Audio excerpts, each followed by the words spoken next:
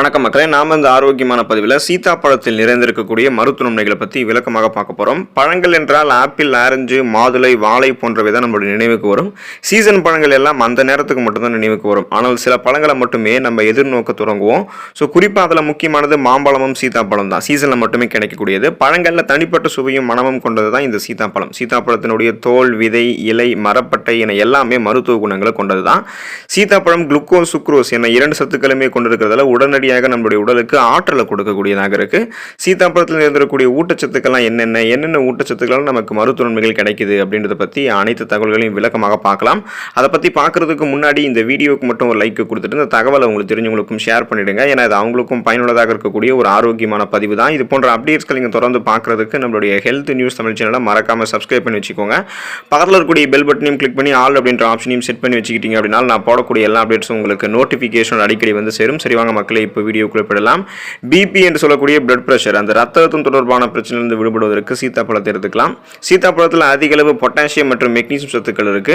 இது ரத்த அழுத்தத்தை கட்டுக்குள்ள வைக்கிறதுக்கு உதவிகரமாக இருக்கும். ஸோ ரத்த நாளங்களினுடைய விரிவாக்கத்தை இந்த சத்துக்கள் ஊக்குவிக்கும். இதனால ரத்த அழுத்தம் நமக்கு சீராகும். நரம்புகள் இருக்கக்கூடிய இறுக்கங்கள் தளர்த்தப்படுவதால நரம்புகள் வழியாக ரத்த ஓட்டம் இதயத்திற்கு செல்ல ஆரம்பிக்கும். ஸோ இதயத்திற்கு சீரான ரத்த ஓட்டம் கிடைக்கும் பொழுது மாரடைப்பு, பக்கவாதம், இதய தமனிகளில் வீக்கம் ஏற்படுவது, இதய தசைகள் வலுவிழந்து போவது போன்ற பிரச்சனை எதுவுமே இருக்காது. இதயம் பன்மடங்கு பலம் பெறும். ஒரு ஆய்வு பண்ணியிருக்காங்க. அந்த ஆய்வில் என்ன கண்டுபிடிச்சிருக்காங்கன்னா, அதிகமாக மெக்னீசியம் உட்கொள்ளக்கூடிய நபர்களுக்கெல்லாம் பிபி வருவதற்கான ஆபத்து வந்து குறைவாக இருக்கின்றது கண்டுபிடிச்சிருக்காங்க. ஸோ ஹை பிபி என்று சொல்லக்கூடிய ஹை பிளட் பிரஷர், உயர் ரத்த அழுத்தம் பிரச்சனையாக இருந்தாலும் சரி, லோ பிபி குறை ரத்த அழுத்தம் பிரச்சனையாக இருந்தாலும் சரி, அனைவருமே சீத்தாப்பழத்தை எடுத்துக்கொள்ளும் போது பிபி பிரச்சனையிலிருந்து விடுபடலாம். செரிமானத்திற்கு உதவிகரமாக இருக்கும் சீத்தாப்பழம். ஸோ 1 கப் அளவில் இருக்கக்கூடிய சீத்தாப்பழ விழுதுல 5 கிராம் அளவுக்கு ஃபைபர் என்று சொல்லக்கூடிய நார்சத்து இருக்கு. சீத்தாப்பழத்தில் நார்சத்தும் தாமிர சத்தும் சீராக இருக்கிறதால செரிமானத்திற்கு அது உதவிகரமாக இருக்கும். இதனால சீரற்ற குடல் இயக்கம், கடுமையான மலச்சிக்கல் போன்ற பலவிதமான பிரச்சனைகள் குணப்படுத்தப்பட்டு மீண்டும் வராமல் தடுக்கப்படுகிறது. இவை நமக்கு நம்மளுடைய குடல் இயக்கத்தை சீராக்கி குடலில் இருக்கக்கூடிய நல்ல பாக்டீரியாக்களை மேம்படுத்தும். சீத்தாப்பழம் ஜீரண சக்தியை அதிகரிக்கிறதால பித்தம், வாந்தி, பேதி, தலை சுற்றல் போன்றவற்றை கூட நமக்கு குணப்படுத்தும். இப்போ நம்ம வந்து செரிமானம் சார்ந்த பிரச்சனைகளால் அவதிப்படுறோம் அப்படின்னா நமக்கு நார்சத்து குறைவாக இருக்கக்கூடிய உணவுகள், நீர் சத்து குறைவாக இருக்கக்கூடிய உணவுகளை எடுத்துக்கிட்டு இருக்கோம் அப்படின்றது அர்த்தம். வளமான நார்சத்து நம்ம பெறும்பொழுதே நமக்கு செரிமானம் சார்ந்த பிரச்சனைகளை கியூர் பண்ணிக்கலாம். ஸோ அதுக்காக தான் நம்ம சீத்தாப்பழத்தை எடுத்துக்கொள்ளும் போது நம்ம சாப்பிட்ட உணவுகள் செரிமானமாகும். செரிமானமான உணவுகளிலிருந்து ஊட்டச்சத்துக்கள் உறிஞ்சப்படும். ஊட்டச்சத்துக்கள் உறிஞ்சப்பட்டதுக்கப்புறம் மீதம் இருக்கக்கூடிய கழிவுகள் குடல்கள் இருக்கக்கூடிய நல்ல பாக்டீரியாக்கள் மூலமாக வெளியேற்றப்படுவதால் வயிற்று வலி, வயிற்று பொறுமல், வாயு பிரச்சனை, ஸோ இந்த மாதிரி நமக்கு எந்த விதமான செரிமானம் சார்ந்த பிரச்சனையுமே ஏற்படாது. மன அழுத்தத்தை கட்டுப்படுத்தக்கூடியது சீத்தாப்பழம். சீத்தாப்பழம் மன அழுத்தத்தை கட்டுப்படுத்தக்கூடிய ஆற்றலை தனக்குள்ள கொண்டிருக்கு. மனநிலையை சீராக்க உதவக்கூடிய செரட்டோனின் மற்றும் டோபமைன் போன்ற ஸ்ட்ரெஸ் ரிலீஃப் ஹார்மோன்கள், மன அழுத்தத்தை நீக்கக்கூடிய ஹார்மோன்கள் சுரக்குவதற்கு விட்டமின் B6 முக்கிய பங்கு வகிக்குது. ஸோ இந்த விட்டமின் B6 வந்து மனநிலை கோளாறுகளுக்கு உதவக்கூடியது. விட்டமின் B6 மன அழுத்தத்தை குறைக்க செய்யும். இது குறித்து ரிசர்ச் பண்ணியிருக்காங்க. அந்த ரிசர்ச்சில் என்ன தெரியுது அப்படின்னா, விட்டமின் B6 குறைபாடு ஒருவரினுடைய மனச்சோர்வை இன்னும் டபுள் மடங்கு ஆக்கிடும் அப்படின்னு கண்டுபிடிச்சிருக்காங்க. அதனால விட்டமின் B6 அதிகரிப்பதன் மூலமாக மனச்சோர்வு அபாயத்தை நம்ம நீக்கிக்கலாம். நரம்புகள் இருக்கக்கூடிய இறுக்கங்களை தளர்த்திக்கலாம். ரெஃப்ரெஷ்மெண்ட்டாக, புத்துணர்ச்சியாக, சுறுசுறுப்பாக செயல்படலாம். அதுக்கு தான் நம்ம சீத்தாப்பழம் எடுத்துக்கணும். ஏன்னா சீத்தாப்பழத்தில் விட்டமின் B6 இருக்கிறதால ஸ்ட்ரெஸ், டென்ஷன், படபடக்கக்கூடிய தன்மை, இது போல பிரச்சனைகள் எதுவும் இல்லாமல் நம்ம நலமோடு இருக்கலாம். உடல் எடை ஆரோக்கியமான முறையில் அதிகரிக்கிறதுக்கு நம்ம சீத்தாப்பழம் எடுத்துக்கொள்ள வேண்டியது அவசியம். உடல் எடை அதிகரிக்க வேண்டும் என்று நினைக்கிறவங்க உடல் எடையை எப்படியெல்லாம் நம்ம குறைக்கிறோமோ அது போலவே ஆரோக்கியமாக நம்மளுடைய உடல் எடையை எப்படி அதிகரிக்கலாம் அப்படின்னு பார்க்கணும். இல்லைனா நம்ம அதிகமான நொறுக்கு தீனிகளை சாப்பிட்டுட்டோம் அப்படின்னாலே நம்மளுடைய உடல் எடை இன்னும் அதிகமாகிட்டே போயிடும். நம்மளுடைய உடலில் அதிக கொழுப்புகள் சேர்ந்து விடுவதற்கு வாய்ப்பு இருக்குது. அப்படி ஆகாமல் ஆரோக்கியமாக உடல் எடையை அதிகரிக்க வேண்டும் அப்படின்னா சீத்தாப்பழத்தை நம்ம சூஸ் பண்ணி எடுத்துக்கலாம். சீத்தாப்பழம் ஒரு பெஸ்ட்டான ஃபுட்டாக இருக்கும். ஏன்னா சீத்தாப்பழத்தில் அதிக கலோரிகள் இருந்திருக்கிறதால இது ஆரோக்கியமான முறையில் உடல் எடையை நமக்கு அதிகரித்து கொடுக்கும். சீத்தாப்பழத்தில் அதிக அளவு ஊட்டச்சத்துக்கள், சரியான அளவில் கார்போஹைட்ரேட்டுகள் மற்றும் புரதங்கள் எல்லாமே இருக்குது. ஸோ சீத்தாப்பழத்தோட தேன் கலந்து சாப்பிடுவதன் மூலமாக கூட ஆரோக்கியமாக நம்மளுடைய உடல் எடையை நம்ம அதிகரிக்க செய்யலாம். இதன் மூலமாக நமக்கு உடல் எடை ஆரோக்கியமான முறையில் அதிகரிக்கும். பக்க விளைவுகள் ஏற்படாது. ஆஸ்துமாவை சரி செய்யக்கூடியது சீத்தாப்பழம். சீத்தாப்பழம் விட்டமின் B6 கொண்டிருக்கு. இது மூச்சு குழாய் அழற்சியை எதிர்த்து போராடுவதற்கு உதவிகரமாக இருக்குது. ஆஸ்துமாவை தடுப்பதற்கு உதவிகரமாக இருக்குது. நுரையீரல் தொடர்பான சிக்கல்கள் இருப்பவர்களுக்கெல்லாம் சீத்தாப்பழம் வந்து நன்மை தரும். விட்டமின் சி சீத்தாப்பழத்தில் இருக்கிறதால சளி பிடிக்குமோ அப்படின்னு பயப்பட வேணாம். இது வந்து சளியை க்யூர் பண்ணிடும். சீத்தாப்பழத்தை குளிர் மற்றும் காய்ச்சல், அந்த குளிர் காய்ச்சல் இந்த மாதிரி பிரச்சனை இருக்கிறவங்க எடுத்துக்கொள்ளும் போது சரி பண்ணிக்கலாம். ஆஸ்துமா, காசநோய் கொண்டிருப்பவர்கள்லாம் தொடர்ந்து சீத்தாப்பழம் சாப்பிடுவது நல்ல பலன் கிடைக்கும். நுரையீரல் தொடர்பான சிக்கல்கள் போயிடும். மூச்சு திணறல், ஆஸ்துமா போன்ற பிரச்சனைகள்லாம் க்யூர் ஆகிடும். சுவாச மண்டலம் தன்னுடைய வேலையை மிக சிறப்பாக செய்யும்.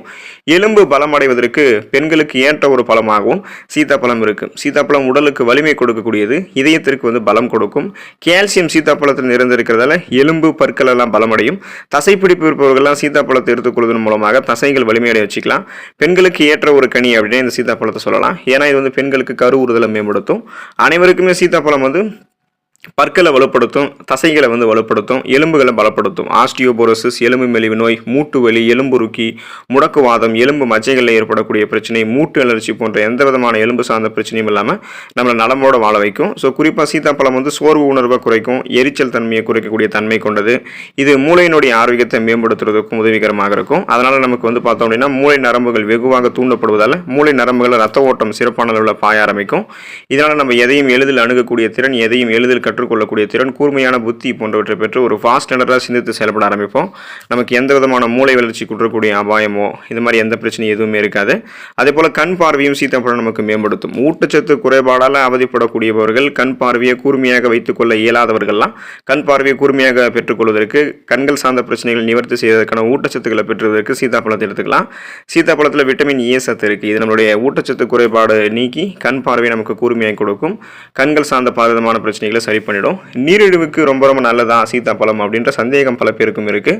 ஸோ சுகர் ப்ராப்ளம் இருக்கக்கூடிய நோயாளிகள்லாம் சீத்தாப்பழம் சாப்பிடலாமா அப்படின்ற ஒரு கருத்து வந்து இருக்குது. அந்த சந்தேகம் நிறைய பேருக்கு இருக்குது. சீத்தாப்பழம் குளுக்கோஸ் மற்றும் ஃப்ரக்டோஸ் நிறைந்திருக்கக்கூடியது அப்படின்றதால இதை சாப்பிட்ட உடனே நம்மளுடைய ரத்தத்தில் சர்க்கரையினுடைய அதிகரிச்சிடும் அப்படின்னு சொல்கிறாங்க. ஒரு சிலர் சீத்தாப்பழம் கிளைசமிக் குறியீடு 54 தான் இருக்குது அப்படின்றதால நீரிழிவு இருப்பவர்களுக்கு இது ஒரு நல்ல பழம் அப்படின்னு சொல்கிறாங்க. ஏன் அப்படின்னா சுகர் ப்ராப்ளம் இருக்கிறவங்களுக்குலாம் லோ கிளைசமிக் உணவில் 55 மற்றும் அதற்கு குறைவான அளவு உணவுகளை தான் பரிந்துரைக்கணும். அப்போ தான் சர்க்கரை நோயாளிகள் சீத்தாப்பழத்தை எடுத்துக்கொள்ளும் போது ரத்தத்தில் இருக்கக்கூடிய சர்க்கரையினுடைய அளவு கண்ட்ரோல் பண்ணிக்கலாம் அப்படின்றது வந்து குறிப்பிட்றாங்க. ஸோ நமக்கு சீத்தாப்பழத்தில் ஃபைபர் என்று சொல்லக்கூடிய நார்சத்து இருக்கிறதால இது நம்ம ரத்தத்தில் இருக்கக்கூடிய சர்க்கரையினுடைய அளவை கண்ட்ரோல் பண்ணிடும். உங்களுக்கு வந்து நீரிழிவு இருந்து நீங்கள் சீத்தாப்பழத்தின் மீது அதிக பிரியம் கொண்டிருந்தீங்கன்னா ஒரு முறை உங்களுடைய மருத்துவரை அணுகிட்டு உங்களுடைய பிளட்டில் சுகருடைய அளவு எந்த அளவுக்கு இருக்குன்றதை செக் பண்ணிட்டதுக்கப்புறம் கூட நீங்கள் விருப்பப்படக்கூடிய பட்சத்தில் அந்த சீத்தாப்பழத்தை எடுத்துக்கலாம். சீத்தாப்பழம் இந்த அளவுக்கு நன்மைகளை கொண்டிருக்கக்கூடியதுக்கு காரணம் அதில் இருக்கக்கூடிய ஊட்டச்சத்துக்கள் தான். சீத்தாப்பழத்தில் விட்டமின் சி என்று சொல்லக்கூடிய உயிர் சத்து, vitamin B complex, vitamin A நார்சத்து, மெக்னீசியம், கால்சியம், பொட்டாசியம், இரும்பு சத்து எல்லாமே இருக்குது. ஸோ குறிப்பாக வந்து பார்த்தோம்னா தாது பொருட்கள் இருக்குது. இதனால் எலும்பு, தசைகள், இதயத்துக்கு வலு கொடுக்கும். உடலில் இருக்கக்கூடிய திசுக்களுக்கு பாதிப்பு தரக்கூடிய நச்சுப் பொருட்களை வெளியேற்றுவதற்கு சீத்தாப்பழத்தில் இருக்கக்கூடிய ஆன்டி ஆக்சிடென்ட் சத்துக்கள் உதவிகரமாக இருக்கும். ஆகையால் இந்த அளவுக்கு நீங்கள் தொடர்ந்து மருத்துவ நன்மைகளை பெறணும் அப்படின்னா சீத்தாப்பழம் அந்த சீசனில் கிடைக்கும் போது அளவுக்கு அதிகமாக சாப்பிடாம அளவோடு சாப்பிட்டு அதில் இருக்கக்கூடிய நன்மைகளை மட்டுமே பெற்று நலமோடு வாழுங்க. என்னதான் பார்க்கறதுக்கு வெளியே கரடுமுரடாக சீத்தாப்பழம் தெரிஞ்சாலும் சீத்தாப்பழத்தோட உள்ளே இருக்கக்கூடிய வெள்ளை நிற சதைப்பகுதி அது ரொம்பவே இனிப்பானது. அது எந்த அளவுக்கு இனிப்பாக இருக்கோ அந்த அளவுக்கு மருத்துவ நன்மைகளையுமே கொடுக்கக்கூடியது தான். ஸோ ஒரு சீசன் மட்டுமே கிடைக்கக்கூடிய பழம் சீத்தாப்பழம் அப்படின்றதால அந்த சீசன்லேயே நம்ம அதை அளவுக்கு அதிகமாக எடுத்துட்டோம் அப்படின்னாலும் நமக்கு நிறைய பிரச்சனைகள் ஏற்படலாம். அதனால் சீத்தாப்பழத்தை நீங்கள் எடுத்துக்கொள்ளும் போது அளவோடு சாப்பிடுங்க. அந்த சீசன்லேயே நீங்கள் கூட அளவாக சாப்பிட்றது நல்லது. தினமும் ஒரு பழம் அல்லது வாரத்தில் ஒரு பழம் எடுத்துக்கொள்ளும் போது கூட நல்லது தான் உங்களுக்கு. அதில் இருக்கக்கூடிய நன்மைகளை பெற்று நலமோடு வாழக்கூடிய வாய்ப்பை பெறுங்க. அடுத்த ஆரோக்கியமான பதிவில் மறக்காமல் சந்திப்போம். நன்றி மக்களே.